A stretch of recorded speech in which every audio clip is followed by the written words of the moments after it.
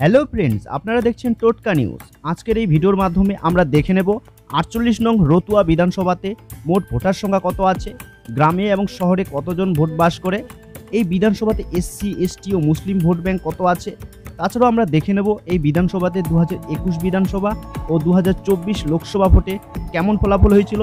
তাহলে আসুন এক এক করে সব দেখে নিই।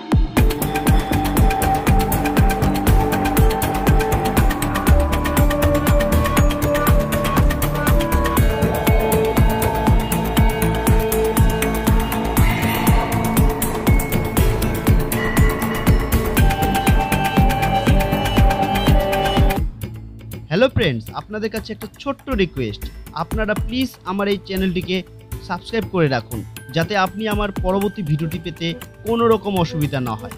আর হ্যাঁ, আপনারা অবশ্যই জানান আপনি কোন বিধানসভার অন্তর্গত এবং কোন দলকে সাপোর্ট করেন, জানান আমার কমেন্ট বক্সে।